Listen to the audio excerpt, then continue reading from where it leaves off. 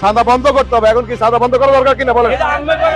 সাদা বন্ধ শপথ নেওয়ার পর থেকেই ব্যস্ত সময় পার করছেন জামায়াতে ইসলামীর নবনির্বাচিত সংসদ সদস্যরা। সবাই ছুটে গেছেন নিজ নিজ সংসদীয় এলাকায়। জনসাধারণ এবং আইন শৃঙ্খলা বাহিনী সহ স্থানীয় বিভিন্ন প্রশাসনের সঙ্গে মতবিনিময় করছেন তারা। এ সময় বিরাজমান সমস্যা চিহ্নিত করে তার সমাধানের আশ্বাস দিচ্ছেন নতুন জনপ্রতিনিধিরা। পরিচ্ছন্নতা অভিযান, গরিব অসহায় মানুষের মাঝে খাদ্য সামগ্রী বিতরণ সহ নানা সেবামূলক কাজও জোরদার করছেন তারা। আমাদের ঢাকা বাসে কোনো অবস্থায় কোনো জুলুম চলবে না, সাদাবাজি চলবে না। বিশেষ করে নির্বাচনী প্রতিশ্রুতি অনুযায়ী নিজ এলাকাকে সন্ত্রাস ও চাঁদাবাজ মুক্ত করতে কঠোর অবস্থানের কথা জানাচ্ছেন জামায়াতের এমপিরা।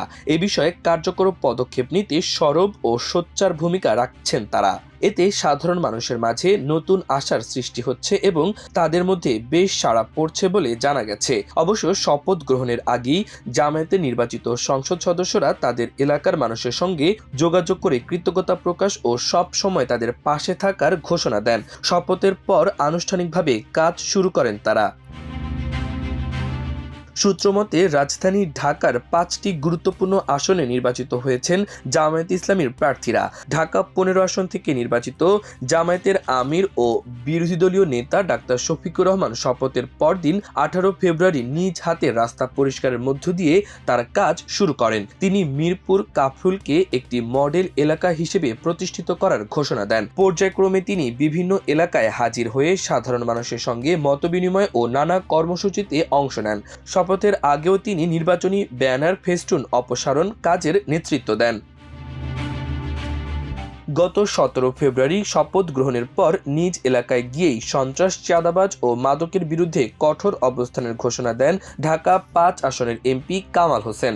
পর্যায়ক্রমে তিনি স্থানীয় বিভিন্ন প্রতিষ্ঠান, প্রশাসন এবং আইন শৃঙ্খলা বাহিনীর সঙ্গে দফায় দফায় বৈঠক করে নানা দিক নির্দেশনা দেন। সাদা বন্ধ করতে হবে। এখন কি সাদা বন্ধ করা দরকার কিনা বলেন? সাদা বন্ধ গত সোমবার আইন শৃঙ্খলা পরিস্থিতি উন্নতির লক্ষ্যে পুলিশ প্রশাসনের সঙ্গে মতবিনিময়কালে কামাল হোসেন বলেন, সন্ত্রাস, চাঁদাবাজ, মাদক নির্মূলে কোনো আপোষ নয়। জনগণের জানমাল রক্ষায় আইনের সর্বোচ্চ প্রয়োগ নিশ্চিত করতে হবে। এক্ষেত্রে কোনো ছাড় নয়। ঢাকা 5 সংসদীয় এলাকাকে শান্তির নীড় হিসেবে গড়ে তুলতে যা যা করণীয় তা করতে হবে। সাদা দেওয়া যাবে না, সাদা বন্ধ করতে হবে। সাদা বন্ধ করতে হবে। সকলের সাদা যদি বন্ধ করে কেউ সাদা নিতে পারবে? সংসদ সদস্য হিসেবে নিজ এলাকায় প্রাথমিক কার্যক্রম সম্পর্কে জানতে চাইলে সিরাজগঞ্জ 4 আসন থেকে নির্বাচিত সংসদ সদস্য ও বিরোধী দলীয় হুইপ মাওলানা রফিকুল ইসলাম খান আমার দেশকে বলেন, আমরা এলাকায় পরিষ্কার পরিচ্ছন্নতা অভিযান শুরু করেছি। এছাড়া নির্বাচনী প্রতিশ্রুতি অনুযায়ী সন্ত্রাস, চাঁদাবাজি ও মাদক মুক্ত করার উদ্যোগ নিয়েছি। এ বিষয়ে আইন শৃঙ্খলা বাহিনীর সঙ্গে মতবিনিময় করেছি। সূত্রমতে ঝিনাইদহ 4 আসনের নবনির্বাচিত সংসদ সদস্য মাওলানা আবু তালিব শপথ গ্রহণের পরপরই এলাকায় ফিরে জনবান্ধব বিভিন্ন পদক্ষেপ গ্রহণ করছেন। গত রোববার সকালে তিনি হঠাৎ করেই কালীগঞ্জ উপজেলা স্বাস্থ্য কমপ্লেক্সে উপস্থিত হয়ে চিকিৎসা সেবার সার্বিক অবস্থা পর্যবেক্ষণ করেন। এ সময় তিনি হাসপাতালের বিভিন্ন ওয়ার্ড ঘুরে দেখেন এবং রোগী ও তাদের স্বজনদের সঙ্গে কথা বলেন। পাশাপাশি কর্তব্যরত চিকিৎসকদের সঙ্গে মতবিনিময় করেন। মাওলানা আবু তালিব সংশ্লিষ্ট সবার বক্তব্য মনোযোগ দিয়ে শোনেন এবং দ্রুত সমস্যাগুলো সমাধানে প্রয়োজনীয় ব্যবস্থা গ্রহণের আশ্বাস প্রদান করেন। এছাড়া তিনি ব্যবসায়ীদের সঙ্গে কথা বলে অতিরিক্ত দামে পণ্য বিক্রি না করার জন্য সতর্ক করেন। শহরের বিভিন্ন সড়কে একটি প্রভাবশালী মহলের ভ্যান, রিকশা থেকে অবৈধ চাঁদা আদায় বন্ধে তাৎক্ষণিক পদক্ষেপ নেন তিনি। নতুন এমপির এ ধরনের তৎপরতাকে সাধারণ মানুষ স্বাগত জানিয়েছেন। এদিকে চুয়াডাঙ্গার চিকিৎসা সেবার মান উন্নয়নের লক্ষ্যে জেলা স্বাস্থ্য বিভাগের সঙ্গে মতবিনিময় করেছেন চুয়াডাঙ্গা 2 আসনের সংসদ সদস্য ও জেলা জামায়াতের আমির অ্যাডভোকেট রুহুল আমিন এবং চুয়াডাঙ্গা 1 আসনের সংসদ সদস্য ও জেলা জামায়াতের সহকারী সেক্রেটারি অ্যাডভোকেট মাসুদ পারভেজ রাসেল। সভায় হাসপাতালে সার্বিক সেবার মান উন্নয়ন, রোগীদের প্রতি মানবিক আচরণ নিশ্চিতকরণ এবং স্বাস্থ্যসেবা কার্যক্রম আরও গতিশীল করার বিষয়ে আলোচনা হয়। এছাড়া আইন শৃঙ্খলার উন্নয়নেও তারা কাজ শুরু করেছেন বলে জানা গেছে। হরিণাকুণ্ডু উপজেলার একতারা মোড় সহ সব মোড়ে বাস, ইজি বাইক, নসিমন, পাখি ভ্যান সহ সব ধরনের যানবাহন থেকে অবৈধ চাঁদাবাজি বন্ধ ঘোষণা করেন ঝিনাইদহ ২ আসনের এমপি আলী আজম মোহাম্মদ আবু বকর। এছাড়া ঝিনাইদহ চক্ষু হাসপাতালকে দালাল মুক্ত করেন তিনি। কুড়িগ্রাম ৩ আসনের এমপি ব্যারিস্টার মাহবুব আলম সালেহী নিজের ফেসবুকে ঘোষণা দিয়েছেন, অটোরিকশা থেকে অযৌক্তিক টোল আদায়, অবৈধ বালু উত্তোলন, মাদক বিস্তার ও চাঁদাবাজি বন্ধে প্রশাসনের সঙ্গে আলোচনা হয়েছে। শীঘ্রই সুসংবাদ পাবেন ইনশাল্লাহ।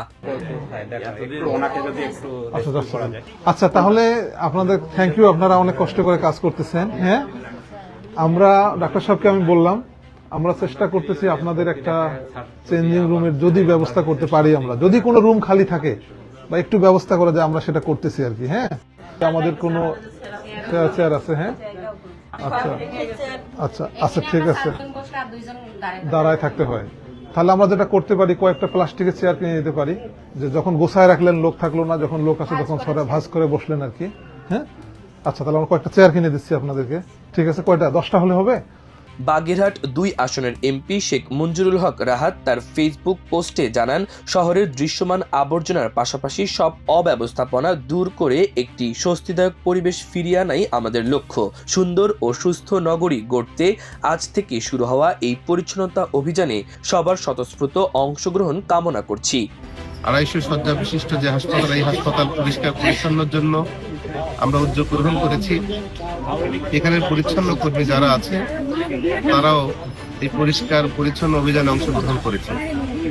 আমরা চাই এই পরিষ্কার পরিচ্ছন্নর মাধ্যমে আমাদের বাগেরহাট সুন্দর পরিবেশ ফিরে আসুক, বাগেরহাটটা আসলে একটা পরিষ্কার নগরীতে পরিণত হোক। আমরা বাগেরহাটের এদিকে সেদিকে যেদিকেই তাকাই সব জায়গায় ময়লা আবর্জনায় ভরপুর স্তূপ হয়ে আছে।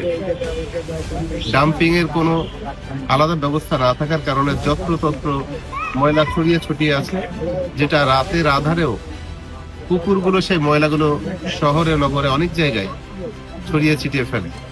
আমরা চাই এই ময়লা আবর্জনাগুলো অপসারণ করে জনজীবনে স্বস্তি ফিরিয়ে দিতে, যেন পরিষ্কার পরিচ্ছন্ন শহর আমরা উপহার দিতে পারি।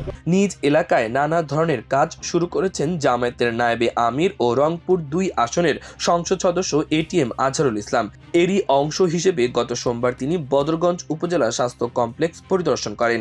এ সময় তিনি রোগীদের খোঁজ খবর নেন, চিকিৎসা সেবার মান সম্পর্কে ডাক্তার ও নার্সদের সঙ্গে মতবিনিময় করেন এবং সেবার মান আরও উন্নত করতে সর্বাত্মক সহায়তার আশ্বাস প্রদান করেন।